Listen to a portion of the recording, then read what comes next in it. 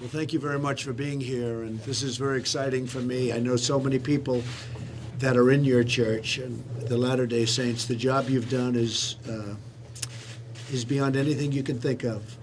In 180 countries, taking care of people the way you take care of people, and the respect that you have all over the world. I would love you to, while the media's here, just say a couple of words of what we just discussed, all of the care and all of the giving that you've done, and to help people, in particular poor people, would be a great thing, and perhaps they will transmit that to different parts of this country and the world. It's so brilliant to hear it. Thank you, Mr. President. We're here in a place where we have food and material that we give to the poor, but this is simply an example of what we do across the world. The idea being that we think we have an obligation to God to look out for the people who would, without our aid, have tragedy in their lives, either poverty or hunger. And this is an example of what we do in how many, Bishop? 120 of those facilities in the U.S. and 120 Canada. facilities. So great. And would you say a word about what you've seen across the world? I was in China last week, and there I got to see what a wonderful job President Trump had done just previously. They were filled with hope because of your visit, Mr. President. And I also happened to drop in on an occasion when the Chinese members of the church were bringing supplies for school children who didn't have means of getting what they needed to go to school with. Right. Well, that was very nice. I heard you were there. Formerly a great heart surgeon, one of the best in the world. And he decided to help even more people by doing what you're doing. So we appreciate that. Thank really you very great. much. Thank you. Thank you, Mr. President. Thank you all very much. Appreciate it. Thank you.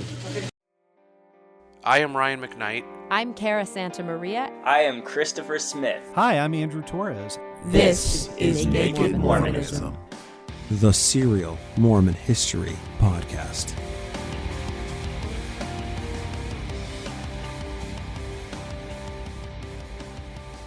Before we get into the episode today, I just want everybody to know that we have a fundraiser coming up at the end of this episode. It's going to come in after the interstitial music. Just want you to stick around. It is going to be for Brother Jake, who has recently come into conflict with some medical problems. So be sure to stick around after the interstitial music of the main segment of the show, and you'll hear what we're planning on doing. I'm quite excited for it, and let's see if we can raise money for a good cause. With that, let's go ahead and get started. September of 1842 was a long month for Joseph Smith and the Mormons. He'd escaped capture multiple times, and the threat of the gallows hung over his head every day. The seasons were changing. Nights are colder. The blazing summer midday heat is becoming more tolerable. As the temperature outside was cooling off, heat around the prophet was blazing. It was slowly becoming more of a priority to get him into state custody that he had evaded for months by this point. However, Joe was well protected within the walls of his kingdom on the Mississippi. Stress was overwhelming. Emma constantly worried whether or not her husband would be arrested, and she was shouldering more of government and church responsibilities because her husband couldn't be seen in public very often without increasing his risk for arrest. She was also taking care of Julia Smith, aged 11, Joseph Smith III, aged 9, Frederick Smith, aged 6, and Alexander, aged 4, while Joe was largely absent attending to other affairs. By early September, the stress began to take its toll on Emma, and she fell ill. Joe records multiple times in his journal of staying home all day to take care of Emma throughout all of September. However, Joe wasn't the only one in the home to take care of Emma. Family friend and newly acquired of Joe's wives, Eliza R. Snow, had just moved in with Emma and Joe on August 18th. Eliza followed a different trajectory when compared to many of Emma's sister wives. Tracking most of the women that were ever taken as polygamist wives of Joe, most of them resulted from Joe living with them or them living with the Smiths.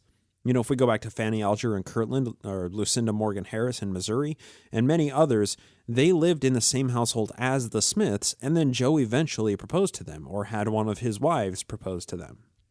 Eliza Snow, however, went the other way. She was a dear friend of Emma and Emma's personal secretary in the Relief Society. She was very close friends with Joe as well, and her brother Lorenzo was a high-ranking Mormon elite since the mid-1830s in Kirtland.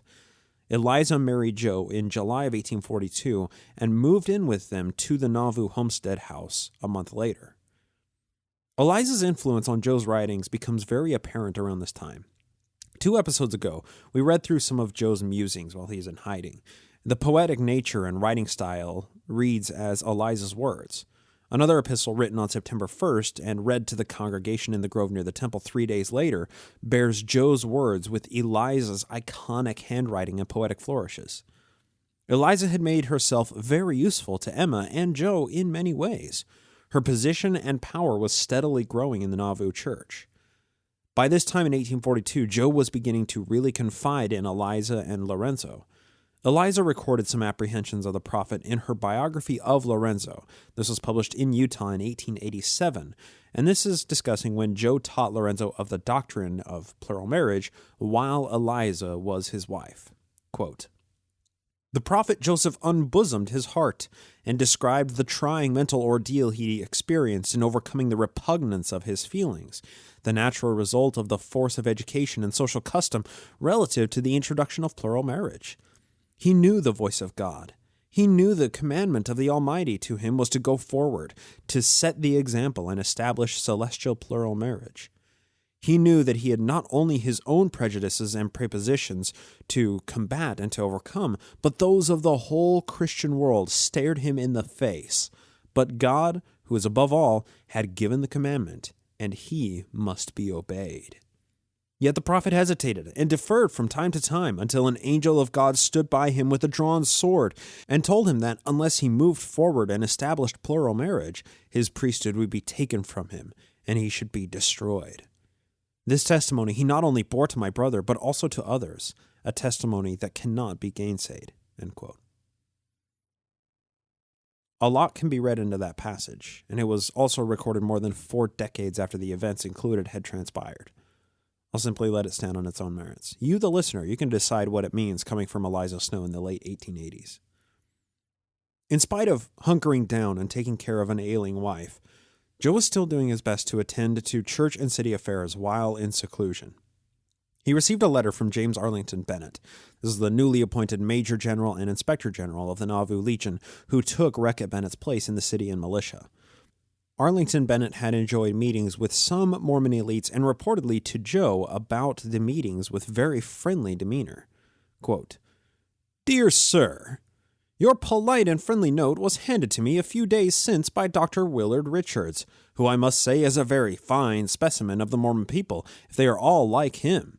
And indeed, I think him a very excellent representative of yourself, as I find he is your most devoted admirer and true disciple. He spent 2 days with me, and from his arguments and extremely mild and gentlemanly demeanor, almost made me a Mormon. You have another representative here, who spent a day with me some time since, of the name of Lucian Foster, who is, I think, president of the church in New York, and most unquestionably a most excellent and good man, and would be so if he were Turk, Jew, or saint. He is ab initio a good man, and to you a most true, enthusiastic, and devoted disciple. He has no guile. Dr. John Bernheisel of New York, too, is a most excellent man and true Christian. These are men with whom I could associate forever, even if I never joined their church or acknowledged their faith." End quote. Arlington Bennett continues in this letter with telling Joe of a very interesting meeting that he had with John C. Reckitt Bennett, which had to do with the expose that Reckitt Bennett was compiling at this time while he was going and lecturing about it. The letter reveals some interesting details among these 3 Bennetts and Joe, all revolving around this forthcoming expose from Reckitt Bennett. Arlington Bennett continues. "General John C. Bennett called on me last Friday and spent just 2 hours when he left, as he said, for the eastern states. Being aware that Elder Richards was here, he had very little to say. He, however, proposed to me to aid him, whether serious or not, in arranging materials for publishing an exposition of Mormon secrets and practices, which I peremptorily refused on 2 grounds. First, that I had nothing to do with any quarrel that might arise between you and him, as I could not be a judge of the merits or demerits of the matter, and secondly, that inasmuch as he himself had proposed to you in your council to confer on me honors which I never sought, yet which I highly prize, it would be the height of ingratitude, as well as inconsistent with every principle of common honesty and propriety, for me to join him in an effort to lower my own honors by attempting to lower in public estimation the people from whom those honors emanated. He gave James Gordon Bennett of the Herald his commission, which I opposed from the very first, and you now see by that paper the sport which that man has made of it. I tell you, there is no dependence on the friendship of that editor when his interest is at issue. I am assured that James Gordon Bennett is going to publish conjointly with John C. Bennett on Half Profit, the exposition against you and your people, which is going to contain a great number of scandalous cuts and plates. But don't be concerned. You will receive no injury whatever from anything that any man or set of men may say against you. The whole of this muss is only extending your fame and will increase your numbers tenfold. You have nothing to expect from that part of the community who are bigotedly attached to the other churches. They have always believed and still believe everything said to your disadvantage, and what General John C. Bennett is now saying in the papers is nothing more than what was common report before. You, therefore, have lost not a whit of ground by it. I must in charity forbear commenting on the course of General Bennett in this manner. Concerning all things, delicacy forbids such a course. There are some things, however, I feel very sorely, and could wish they had not transpired.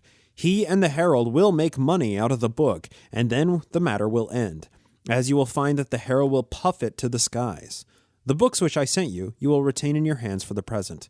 My respects to your amiable lady and all friends, and believe me as ever, though not a Mormon, your sincere friend. Signed, James Arlington Bennett. It's hard to figure out exactly what was going through their minds that would explain the content in this letter, including in Joe's reply.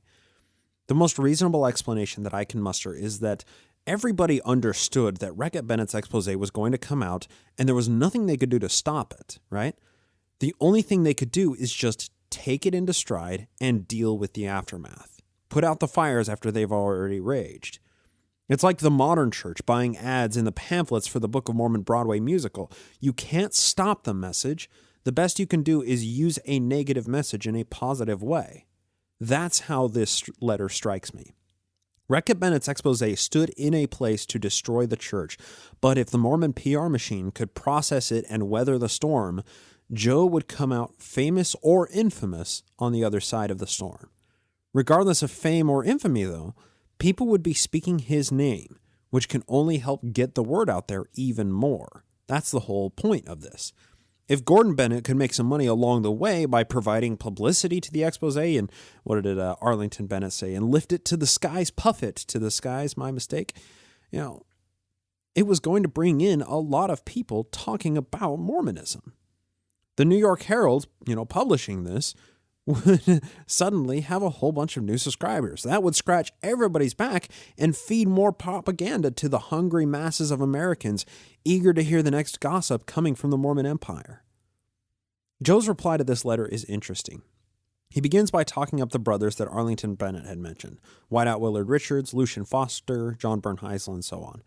After that, he talks about the publicity resulting from Reckitt Bennett and makes multiple emotional appeals to Arlington Bennett to sympathize with the Mormon cause and persecution that they'd suffered. I'm going to cut past all of that because it's not relevant. So this is just a couple of extracts from Joe's letter back. Quote, "The next in consideration is John C. Reckitt Bennett.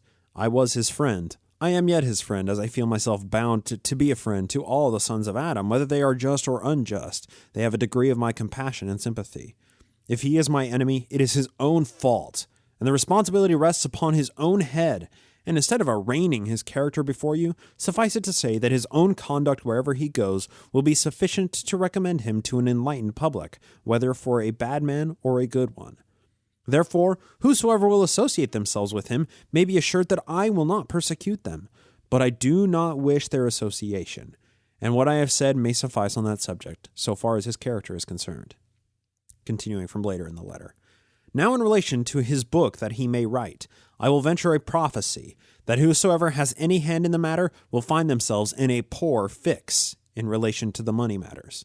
And as to my having any fears of the influence that he may have against me, or any other man or set of men may have, is the most foreign from my heart, for I never knew what it was as yet to fear the face of clay or the influence of man. My fear, sir, is before God. I fear to offend him, and strive to keep his commandments. I'm really glad that you did not join John C. in relation to his book, from the assurances which I have that it will prove a curse to all those who touch it. End quote. Quite a prophecy, isn't it? Whoever has a hand in the matter of Reckitt Bennett's expose, which supporters of the show over patreon.com/nakedmormonism, you're getting it on audiobook, they will find themselves in a poor fix. Joe seems unfazed by this impending scandal resulting from Bennett's expose. He almost treats it flippantly, yet with a kind heart and a pious and holy walk, only fearing the God he serves. Yeah, take that for what it's worth. The problem with any of these letter correspondences is that we don't know the mind and feelings of the people as they were writing them, or in Joe's case, dictating them to one of his wives. Yeah, Eliza Snow was actually the scribe for most of this letter and the majority of his journal for this early September 1842 period. We can read journals and letters all day, but we can never know what was actually going on in their mind which caused them to write the way that something was written. This letter is a wonderful example of that. Joe was replying to a previous letter that he had received from a relatively well-connected guy who he wanted to move to Nauvoo to help fill the vacancy left by Reckitt Bennett. This guy, Arlington Bennett, who received this letter, made for a powerful ally should he decide to officially join the Mormons, even though he'd already been given his military ranks in the Nauvoo Legion. All of these factors mean that Joe had to tailor his letter to a specific audience and not use it as an opportunity to smear his enemies, as Arlington Bennett was already largely on Joe's side in this whole debacle.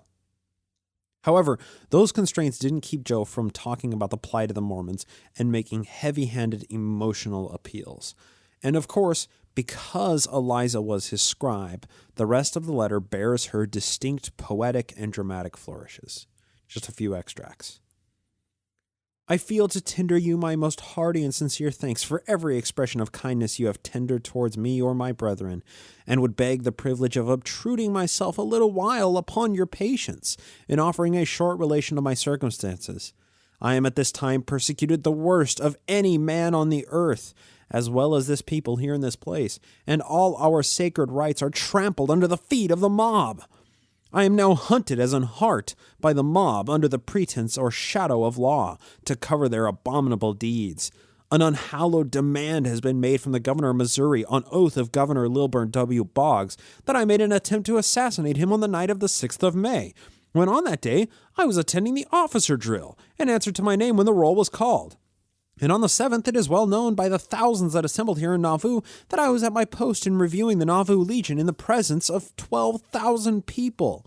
And the governor of the state of Illinois, notwithstanding his being knowing to all these facts, yet he immediately granted a writ, and by an unhallowed usurpation has taken away our chartered rights, and denied the right of habeas corpus, and has now about 30 of the bloodthirsty kind of men in this place in search for me, threatening death and destruction, and extermination upon all the Mormons, and searching my house almost continually from day to day, menacing and threatening and intimidating an innocent wife and children, insulting them in a most diabolical manner, threatening their lives, etc., if I am not to be found, with a gang of Missourians with them, saying they will have me dead or alive, and if alive they will carry me to Missouri in chains, and when there they will kill me at all hazards. And all this is backed up and urged on by the governor of this state, with all the rage of a demon, putting at defiance the Constitution of this state, our chartered rights, and the Constitution of the United States, for not as yet have they done one thing that was in accordance to them. I now appeal to you, sir, inasmuch as you have subscribed yourself our friend, will you lift up your voice and your arm with indignation against such unhallowed oppression? I must say, sir, that my bosom swells with unutterable anguish when I contemplate the scenes of horror that have passed through the state in Missouri, and then look and behold and see the storm and cloud gathering 10 times blacker, ready to burst upon the heads of this innocent people. Would to God that I were able to throw off the yoke. Shall we bow down and be slaves? Are there no friends of humanity in a nation that boasts itself so much? Will not the nation rise up and defend us? If they will not defend us, will they not grant to lend a voice of indignation against such unhallowed oppression? Must the tens of thousands bow down to slavery and degradation? Let the pride of the nation arise and wrench these shackles from the feet of their fellow citizens and their quiet and peaceable and innocent and loyal subjects. But I must forbear, for I cannot express my feelings. The legion would all willingly die in the defense of their rights. But what would this accomplish? I have kept down their indignation and kept a quiet submission on all hands, and am determined to do so at all hazards. The letter continues on like that for about 2 more pages. I cut a ton of it, but included that last paragraph because I thought it was, kind of an interesting illustration of the public mind at the time. When Joe first went into hiding after he and Pistol Pack and Porter were released from the custody of the city constable, martial law was briefly declared in Nauvoo. While still dancing the knife's edge between friend and foe, Reckitt Bennett, as Major General of the Nauvoo Legion at that time, called out a standing force to guard the streets, as well as a night watch to alert the Mormon leadership if any disturbance or militia force came to arrest the prophet. Tensions were high. According to Joe in this letter, the Nauvoo Legion was still rearing to go at the first sign of trouble. Apparently, Joe alone was able to keep them subdued for long enough that they wouldn't kill the Missouri or Illinois officials who were staying in Nauvoo to arrest Joe. More than anything, this illustrates that the Nauvoo Legion's fealty to the prophet far outweighed any fealty they may have had for the governor or the federal government. That shouldn't be a surprise to anybody, though. They were Joe's bodyguards, first and foremost, long before they were ever a state militia. One final point in this letter that I want to address provides an interesting window into the internal conflict within Nauvoo. Apparently, some letters sent by Arlington Bennett failed to reach Joe, and some other funny business was going on. Here's the letter. Another calamity has befallen us. Our post office in this place is exceedingly corrupt. It is with great difficulty that we can get our letters to or from our friends. Our papers that we send to our subscribers are embezzled and burned or wasted. We get no money from our subscribers and very little information from abroad. And what little we do get, we get by private means in consequence of these things. And I am sorry to say that this robbing of the post office of money was carried out by John C. Bennett. And since he left here, it is carried on by the means of his Confederates. This little passage in the letter reveals something that we've yet to discuss on the podcast, and that's the relationship between Joe and Hingepin Sidney Rigdon at this time. Now, Rigdon has been largely out of the way for our timeline for quite a while because he largely disconnected himself from leadership roles within the Nauvoo church. Look, Liberty Jail was a tough situation for Sidney Rigdon. He toiled for 3, almost 4 months while he was locked up, and his mental state was already fragile before his incarceration. Once he got to Commerce after he was released, Hingepin Rigdon helped the Mormons settle, he toured land to purchase, and he advised Joe on what the best course of action would be. Once Commerce became Nauvoo, Joe had aligned with more chaotic, evil characters that Rigdon likely saw as unsavory. People who'd come out of the woodwork blatantly there to only capitalize on the plight of the Mormons. Rigdon probably took notice of these people and began to actively distance himself from the leadership. Beyond that, people who had been with the church since the Carlin era, like, Bloody Brigham Young, Heber the Creeper Kimball, they had changed since the exodus from Missouri. Unsavory characters were beginning to heavily influence Mormon theology and increasingly monopolizing Joe's time. All the while, Hingepin Sidney Rigdon was tumbling further into manic depressive episodes and disconnecting himself from meetings where his presence would have been expected only a few years prior. What is interesting to see throughout the history of the church, the Dan Vogel edition, is all of the meeting minutes restored to their original documents, not the version that was published, by Willard Richards in 1852. The history of the church has been changed and edited so many times throughout the actual history of Mormonism, and there are dozens of examples throughout Nauvoo history where Rigdon gave a speech at a gathering, or he, gave a talk, or, he was present in meeting minutes, and that detail was just simply removed from the official history of the church. So, yes, on one hand, Hingepin Rigdon did make efforts to disconnect himself from the Nauvoo leadership and the church at large, but he wasn't completely gone or out of the loop. Because on the other hand, he was still making speeches, he was still talking in church, he was still present at some of these meetings. Brigham Young simply made a concerted effort to minimize Rigdon's role in Nauvoo after the death of Joseph Smith, and all the edited meeting minutes exhibit that very clearly, that Rigdon was just written out of the historical record. What Rigdon was able to do, however, was land the government contract for the Nauvoo post office.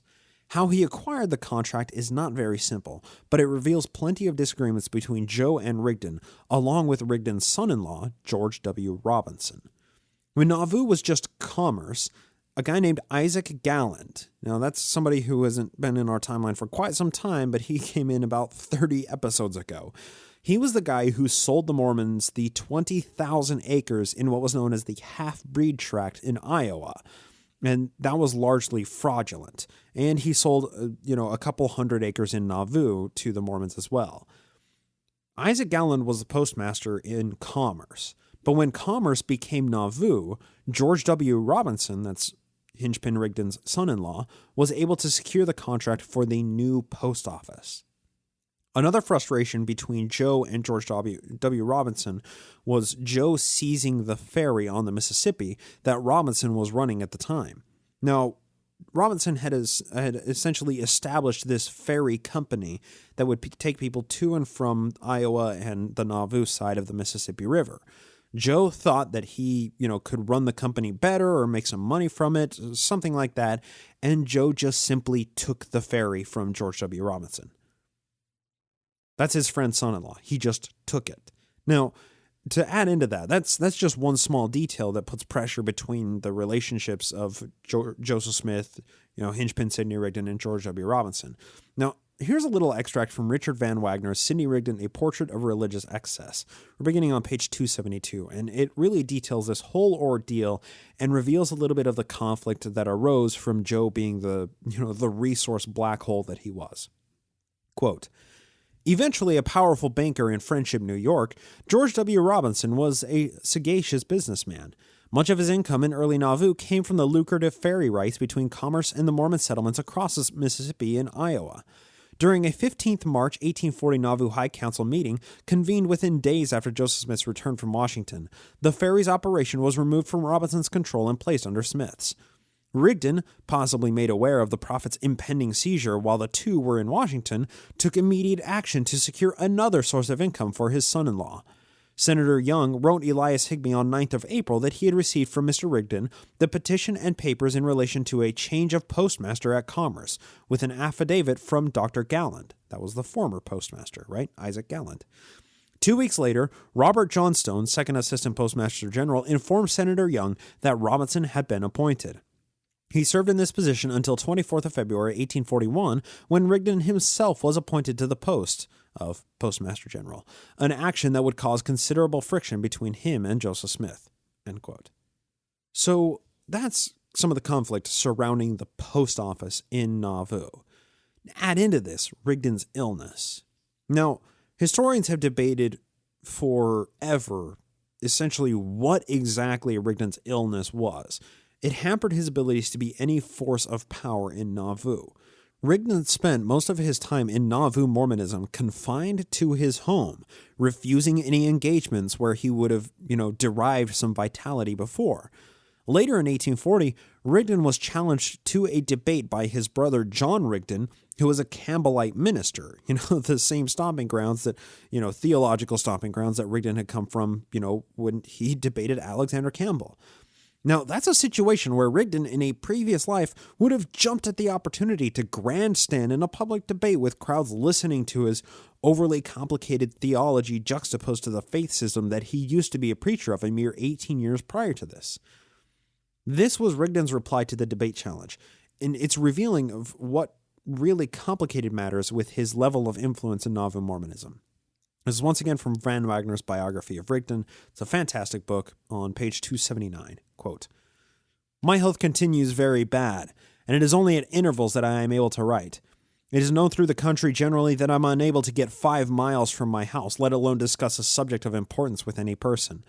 And it is also a fact that my attendant physician has forbid my using any exertions, either mental or physical, except very moderate exercise, as it will endanger my life."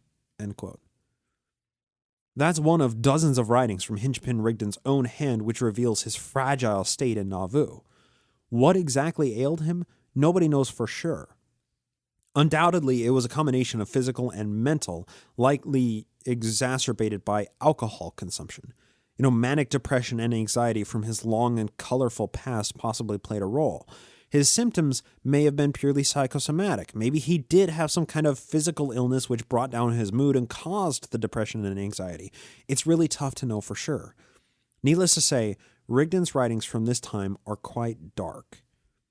Joe and Hingepin Rigdon's relationship had been vacillating for the Nauvoo years. Rigdon had been given a line in the monumental Doctrine and Covenants section 124. That's the first canonized revelation that came out of Nauvoo, which established the temple, the Nauvoo house, and a number of other key pieces of Nauvoo infrastructure. Joe promised Rigdon that his health would return if he would remain by Joe's side. Here it is from Doctrine and Covenants section 124. Quote, "If my servant Sidney will serve me and be counselor unto my servant Joseph, let him arise and come up and stand in the office of his calling and humble himself before me.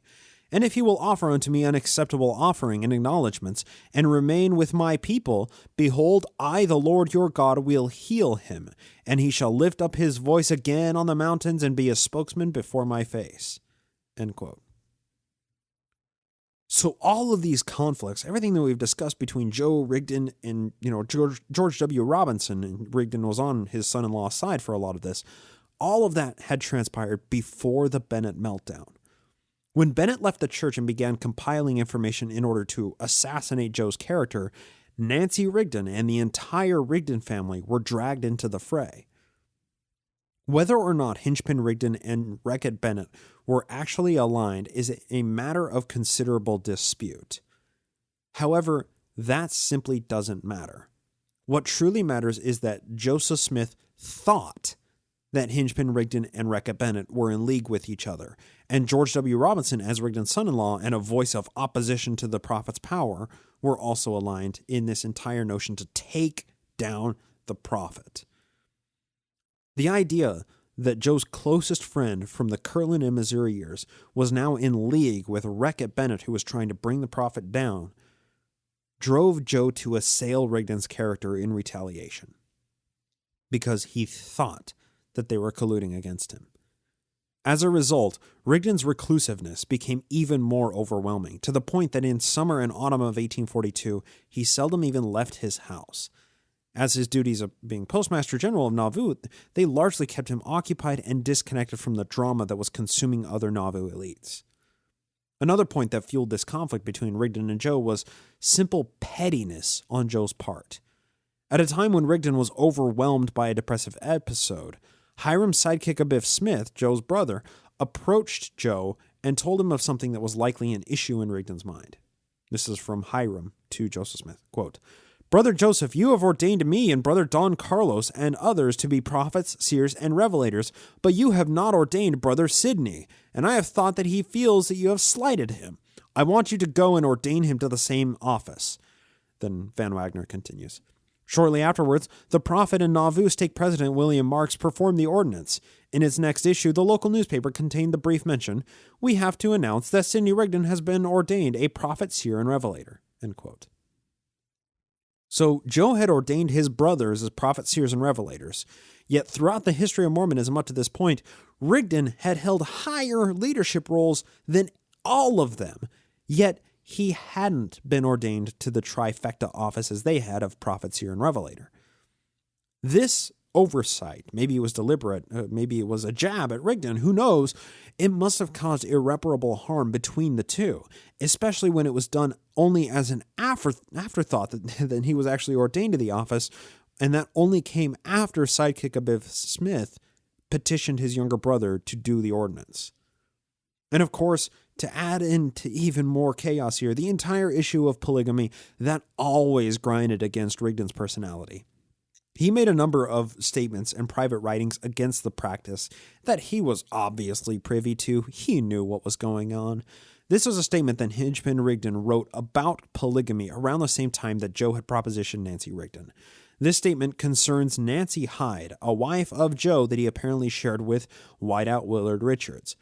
Hingepin is very derisive of the practice as it ran counter to his ultimate understandings of the nuclear family that he knew society to be constructed around. Here it is, quote, "If Richards should take a notion to Hyde's wife in his absence, all that is necessary to be done is to be sealed to him. No harm done, no adultery committed, only taking a little advantage of the rights of priesthood.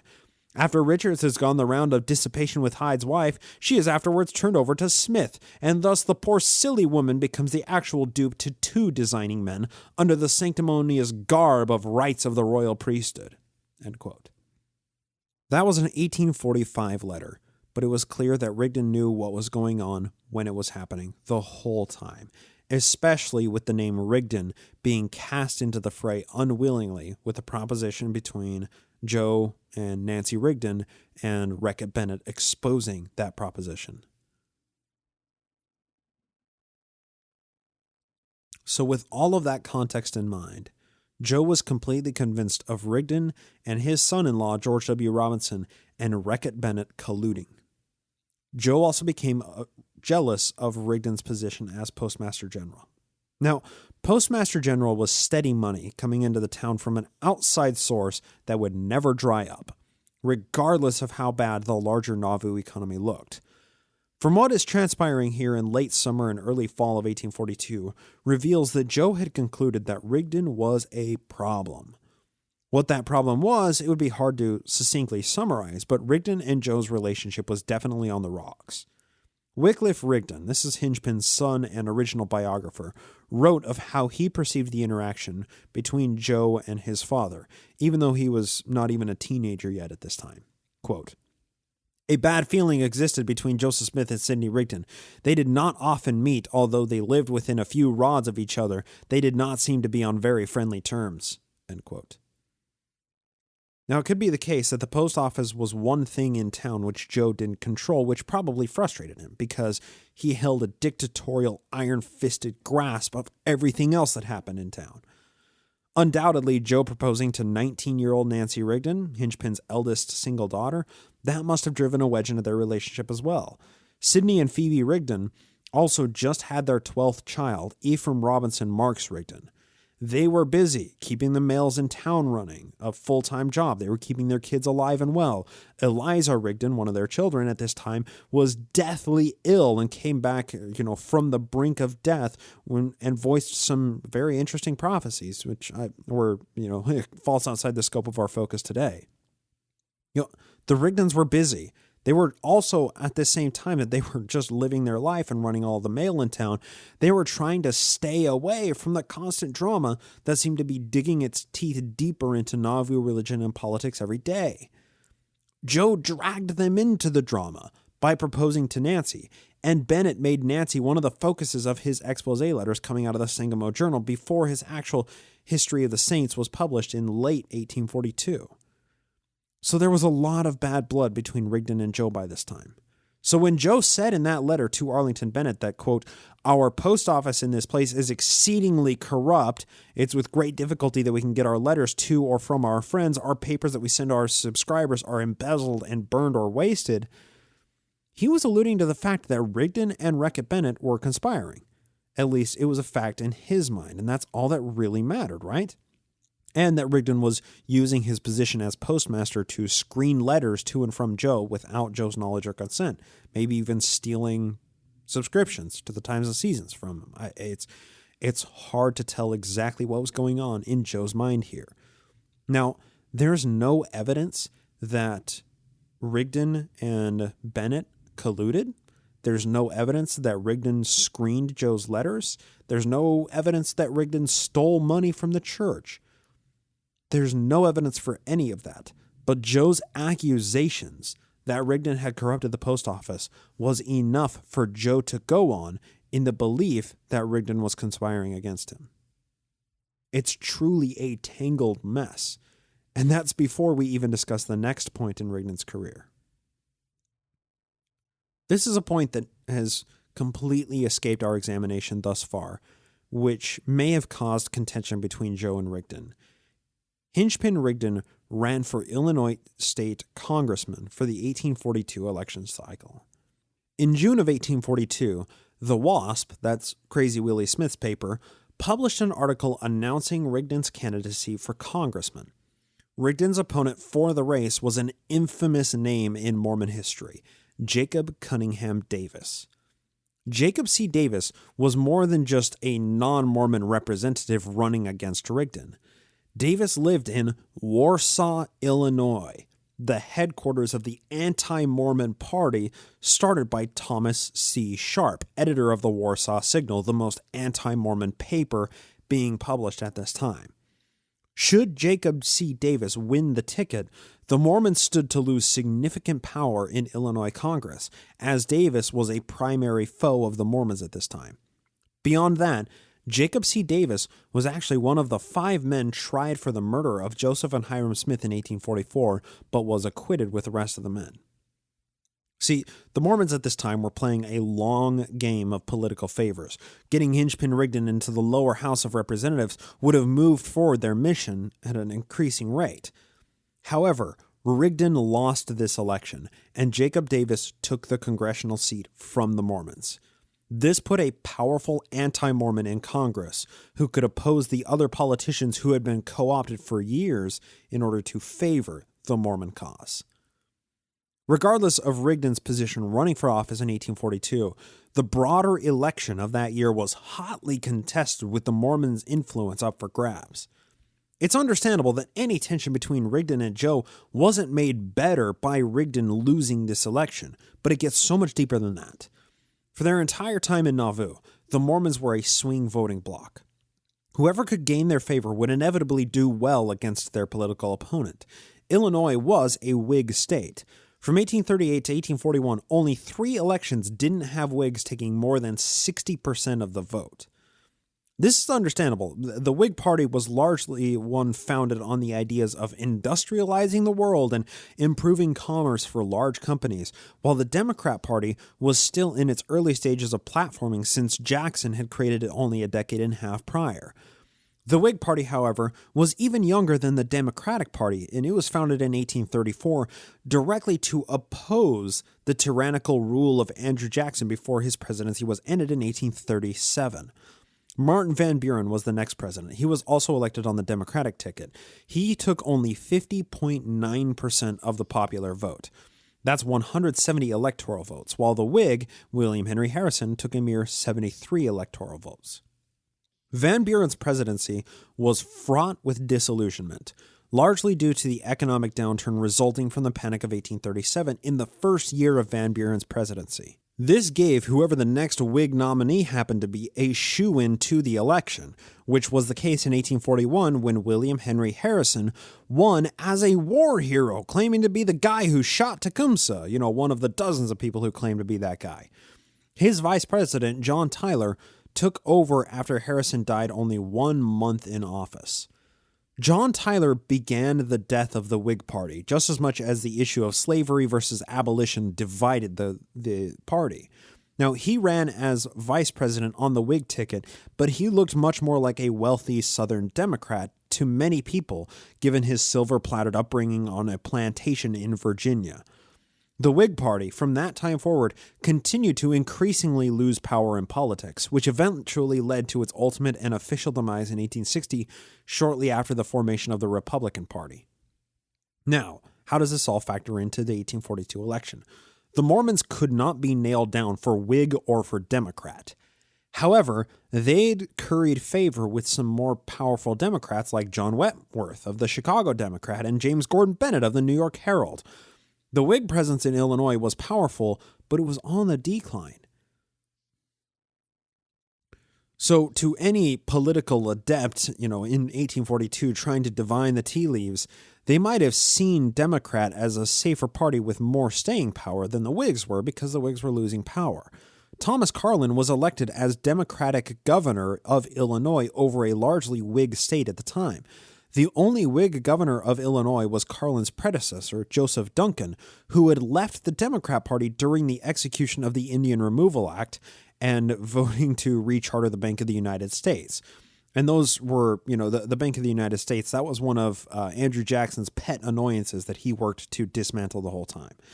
Other than Joseph Duncan, Illinois was governed by Democrat governors, and Thomas Carlin, a Democrat, had treated the Mormons with some level of favors throughout their settlement period following the exodus from Missouri. Carlin had single-handedly paved the way for the next Democrat governor with the Mormons. Joe had said that Carlin wouldn't have their vote, but he declared in the paper that anyone who would be a good friend of the Mormons would have their vote. Thomas Ford was the next Democratic nominee, and Carlin retired for 2 years before he ran for the Illinois Congress in 1844, which was an election that he lost, probably due somewhat to the Mormons. Thomas Ford, however, in the 1842 election, secured the Mormon voting bloc and ended up with 46,000 votes, or about 53%, while the Whig, Joseph Duncan, pulled 45% of the votes with just 39,000. The two independents account for the remaining 1.04%. Altogether, the Democratic Party pulled out a major victory in the state of Illinois in 1842 election. This was arguably the most important election of Joseph Smith's life. And a number of factors had led the Whig Party to, losing its pull. Mostly it was their economic platform and the internal disunity in the party concerning abolition of slavery and how much the Union should expand into unsettled territory west of the Mississippi. Democrats capitalized on the lack of Whig unity and the Whig votes by completely controlling the state's government. So Democrat Thomas Ford would now be the governor of the Mormons, and they would be working closest with him.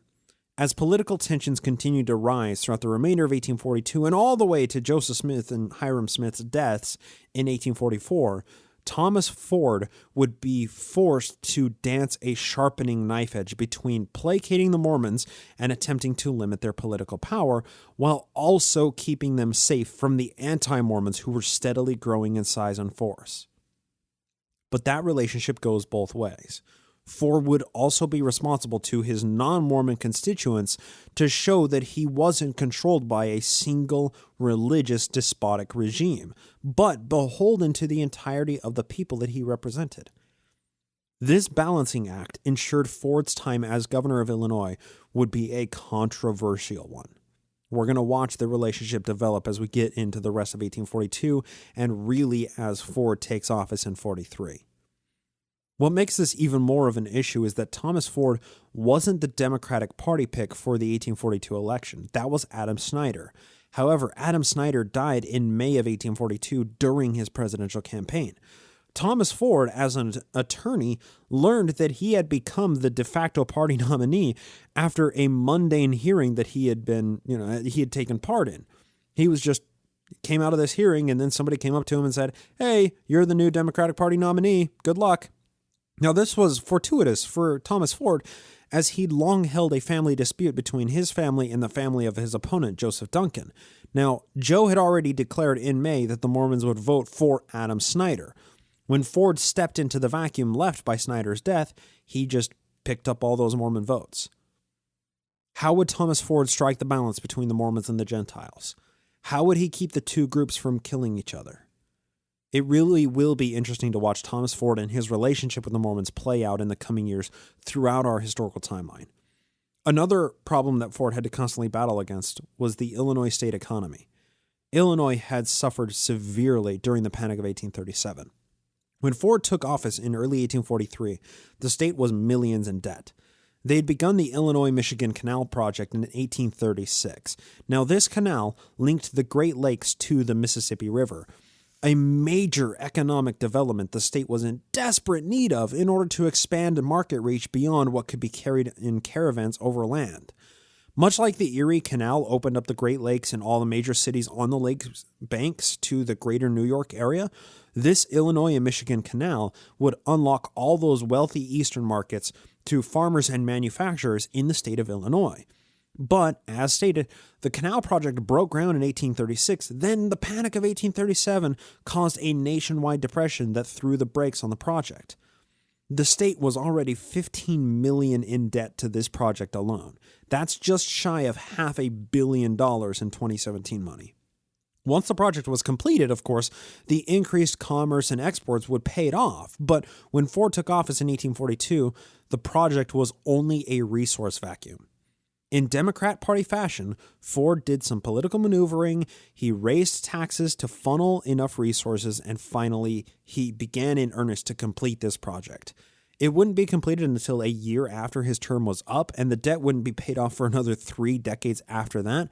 But without Ford's sage fiscal decisions and the Democratic Party's, frequent political platform of raising taxes to make the world better for people, Illinois never would have experienced the boom that it did in the 1850s that made it a major political and commercial powerhouse for the rest of American history.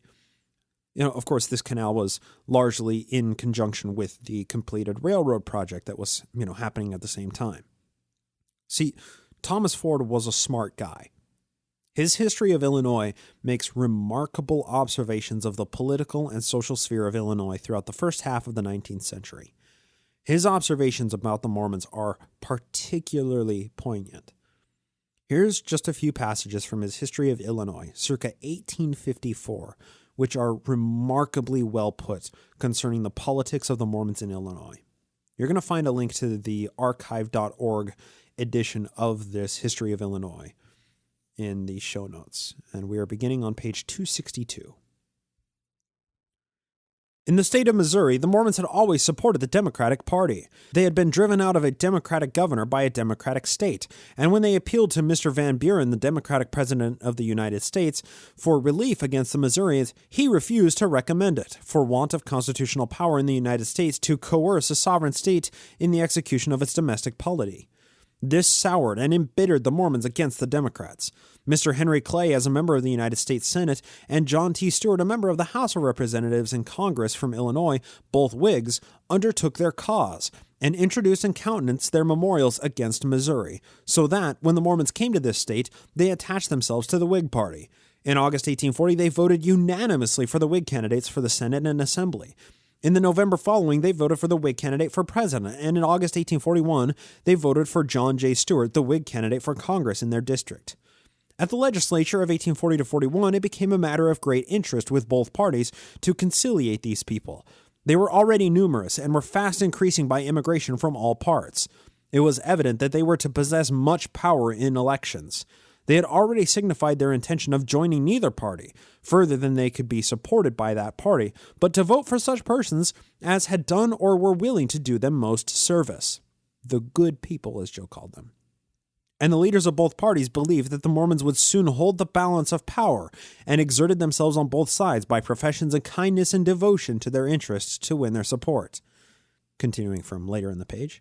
In a very short time after the two parties had their candidates fairly in the field, Joe Smith published a proclamation to his followers in the Nauvoo papers, declaring Judge Douglas to be a master spirit and exhorting them to vote for Mr. Snyder for governor.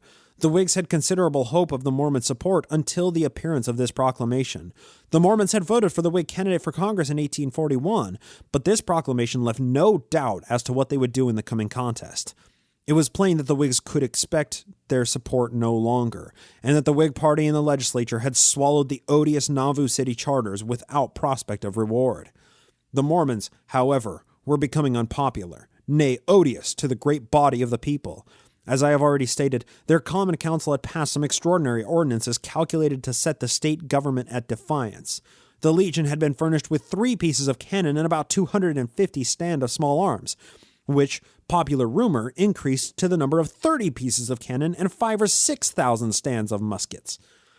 The Mormons were rapidly increasing by immigration. The great office of lieutenant general had been created for the commander of the Legion, of higher rank, as was said, than any office in the militia, and higher than any office in the regular army. A vast number of reports were circulated all over the country to the prejudice of the Mormons. They were charged with numerous thefts and robberies and rogueries of all sorts, and it was believed by vast numbers of people that they entertained the treasonable design, when they got strong enough, of overturning the government, driving out the old population, and taking possession of the country, as the children of Israel did in the land of Canaan. End quote. What follows those passages is important. It reveals why papers with the word Mormon were flying off the shelf. It shows why national recognition had been turned to the Napoleon of the Americas, as the Mormons represented an interesting microcosm of so many pieces of American and human culture writ large. What Thomas Ford is saying is that the Mormons became influencers of politics from the inside, but their intimidating presence had its own effect on politics just by their mere existence. The Mormons, as much as they were holding a couple of wild cards in their political hand, were being played as their own political wild card by politicians who had something to gain by leveraging the Mormons. Whether it was the Democrats in 1842 paying favors to the Mormons within this narrative, the persecution narrative of the plight of religious refugees, or it was the Whigs using the Mormons as an example of how a single people united in a single ideal can leverage politics to infringe on people's collective sovereignty. Everybody was talking about the Mormons. Depending on where a politician or a regular voter found themselves in the political landscape, the Mormons were being used as political fodder. Ford continues, this is going on to page 269. The Whigs, seeing that they had been outgeneraled by the Democrats in securing the Mormon vote, became seriously alarmed and sought to repair their disaster by raising a kind of crusade against that people. The Whig newspapers teemed with accounts of the wonders and enormities of Nauvoo and of the awful wickedness of a party which would consent to receive the support of such miscreants. End quote. You see, the Mormons were good business for a lot of people. They were a political trading card for politicians. They turned every newspaper into hotcakes. They were exciting and controversial, and people across the country knew about them or had at least heard the name Mormon. Internally, the Mormons were forced to lobby politicians to get their way. However, their way happened to be contrary to a number of laws and proscriptions within the federal Constitution. Joseph Smith stood atop a criminal empire with insane amounts of power. The fact that Mormonism was used as a political wildcard shouldn't minimize the very real power held by Joe and the Mormon elites. America in the 1840s was in a rare state of peace. How could it be maintained?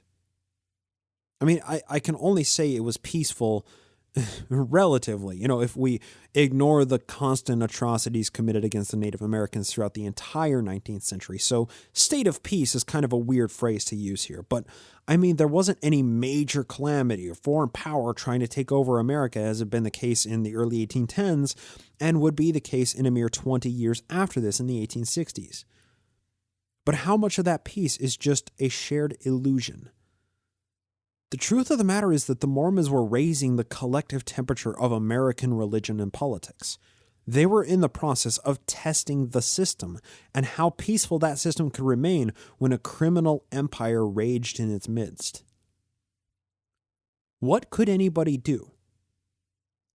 Joe was constantly being shuffled around various safe havens in Nauvoo and actively evading arrest. His crimes were conspiracy, but RICO laws wouldn't be enacted for well over another century. People were very infrequently prosecuted for adultery, even when there was ample evidence for it, as was the case with Joe.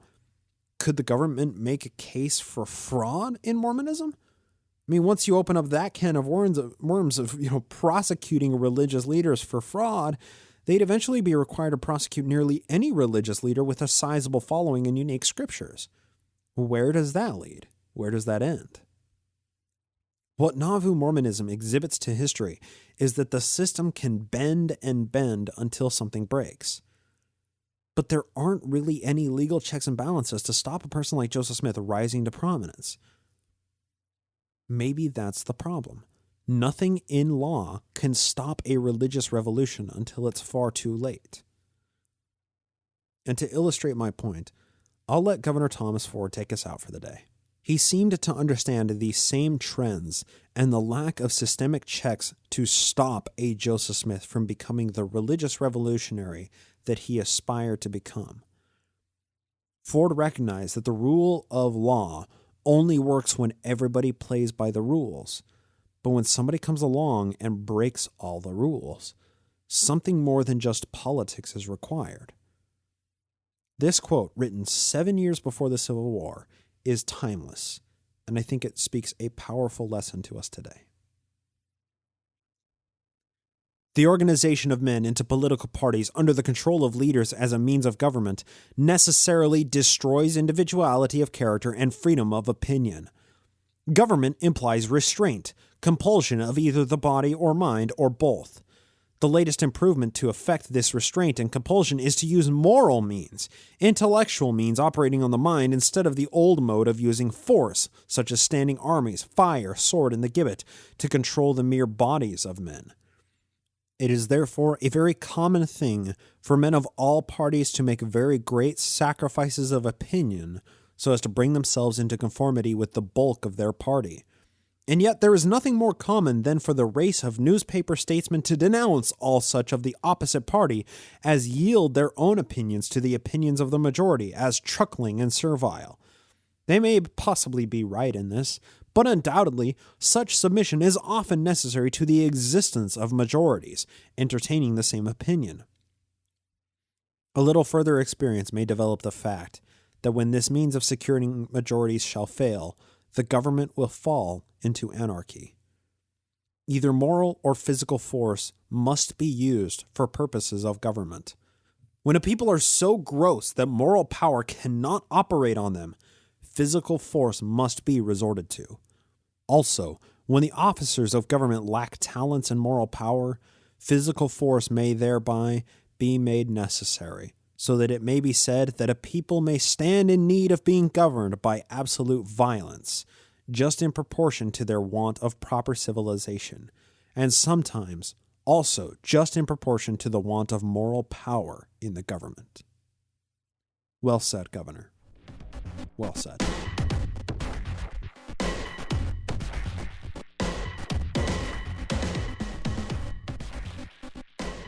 That's going to do it for our main segment today, but stick around. I have a proposition for all of you. Last week, I briefly talked about a friend and colleague in content creation, Jake Frost, or Brother Jake, as many of you know him from his awesome YouTube videos and Infants on Thrones podcast. Well, here's an update. Jake suffered a major cardiac event that's quite mysterious that has rendered him unconscious and in intensive care in the hospital. A GoFundMe was started to help the Frost family get through this and, of course, the impending years of medical bills that will surely follow. Let me just take a step back here. We happen to live in a country where medical care can be exorbitantly costly on individuals. You have some great insurance? That's awesome. Not everybody does. Not everybody even has health insurance. Here's some hard numbers, okay? A 2011 study found that 26% of all bankruptcies are due to out-of-pocket medical costs. A 2013 study found that number a lot closer to be 57%, further concluding that 1 in 4 of those bankruptcies were due to insurance companies simply denying claims with medical bills, which they can do for seemingly arbitrary reasons. Out-of-pocket expenses, those are what people have to pay even though they have health insurance, so there's no getting away from those medical costs. A 2015 Kaiser Permanente study found that medical bills cause 1 million American adults to declare bankruptcy every year. A U.S. Census survey found that 52 million Americans, quote, struggle to pay, end quote, for medical bills every year. We don't currently live in a political sphere where these gross oversights and injustices will be rectified for the foreseeable future. So what we're left with is supporting each other. Now, if Brother Jake were on good terms with the church and actively attending while paying tithing, the Frost family could get on the church's welfare program and be supported for years as Jake recovers and the family pays all of the coming medical bills. However, he's an ex-Mormon and makes, quote-unquote anti-Mormon content, and the church's support network isn't really an option for the family. Ex-Mormons only have each other to rely on when something like this happens. We don't have a multi-billion-dollar entity providing a social safety net during tough times. We just have online communities and crowdfunding. So here's the latest available update on Brother Jake, and this is from his brother. It's kind of long. Give me a minute here. Thanks to everybody for reaching out and offering support regarding Jake. This has been such a hard time for us as a family, but the outpouring of love, concern, faith, prayers has been palpable. Here are a few updates.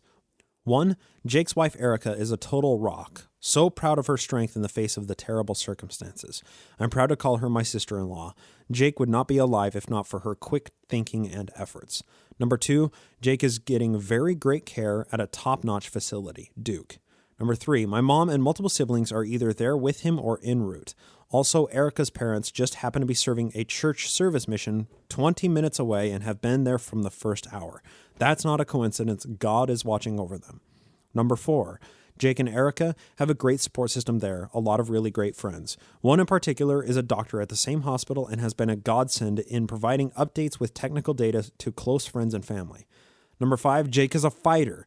He has always had a stubborn streak, and that will serve him well. Number 6, when Jake first went in on Wednesday morning, he was on the maximum level of life support.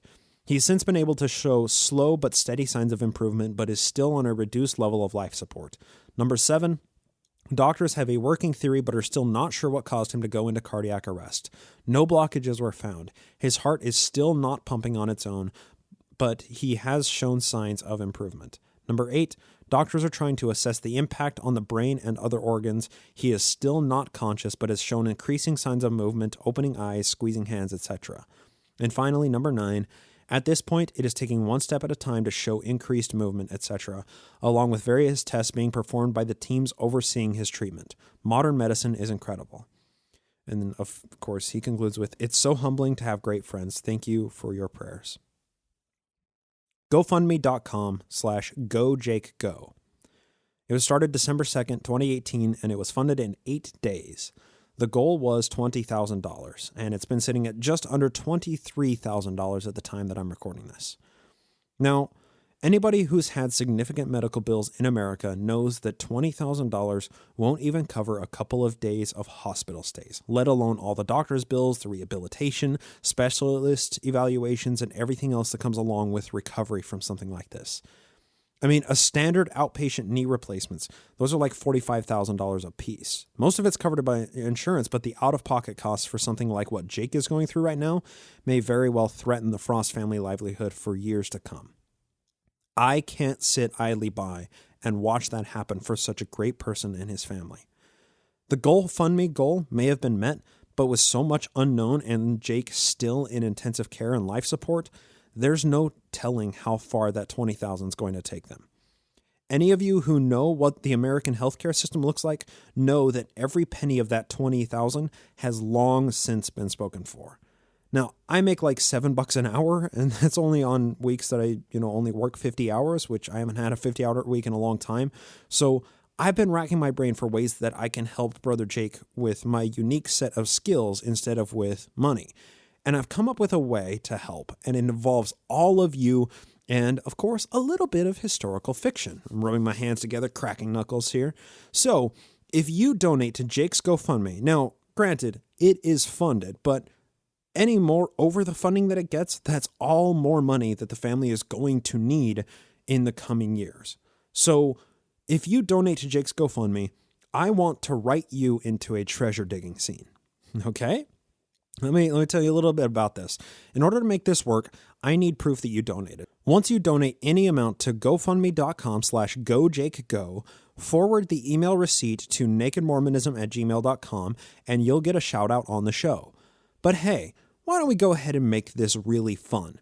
If you donate $50 or more to Brother Jake's GoFundMe, I'll write you into a treasure digging scene and read it on air in a coming episode with all kinds of fun sound effects and everything, But let's sweeten the pot even more, okay?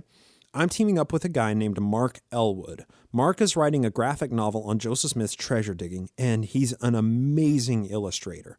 If you donate $100 or more to GoFundMe.com/GoJakeGo, Not only do you get written into a magic treasure digging scene, but Mark will draw your likeness in his iconic 19th century occult magic picture book style art, and you'll get a high resolution PDF sent to your email.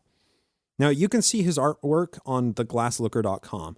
Just be sure, if you want to donate at that $100 more level, be sure to include a picture of yourself or whatever personal effect or artifact you'd like to be drawn into the treasure digging scene in your email. We're going to be doing this fundraising drive for Brother Jake until the end of the year. And if you're curious, how are you going to create a historical fiction about the treasure digging scene? What are you going to make? You're just going to have to wait and see after you send in your donation. We're going to be doing this fundraising drive for Brother Jake until the end of the year. And then I think the first episode of the year will be the episode where we actually do this little treasure digging scene. Now, to wrap up, the Frost family may not have home and visiting teachers to bring over casserole right now, but we can show them that there is a community outside of the church that looks out for their own. So show your appreciation for Brother Jake and help the family get through the hardships that they're currently enduring. Just donate to gofundme.com/gojakego, which you'll find in the show notes, and forward your receipt once again to nakedmormonism@gmail.com, and you're going to get a shout out, or you're going to get written into a treasure digging ceremony, and you may even get drawn into a treasure dig by Mark Elwood. So help us help Brother Jake. This is a really good cause for a really good people that really need our help right now. And of course, be sure to check out Brother Jake's YouTube videos. They're incredibly hilarious, instruction, and, satire. It's absolutely brilliant. So with that, we're going to close it out for the night. Thank you so much for listening. I hope that this ends up having some palpable or tangible impact on Brother Jake and the family. And I'll hope to talk to you next time here on the Naked Mormonism Podcast.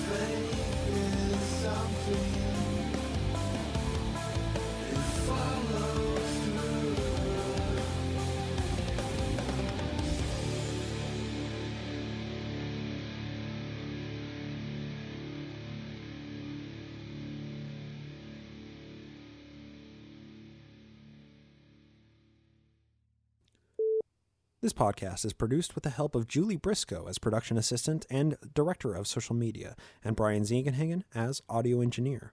Music is produced by Jason Camo from aloststateofmind.com and is used with permission. Naked Mormonism is a production of Ground Gnome Studios, LLC, copyright 2018, all rights reserved.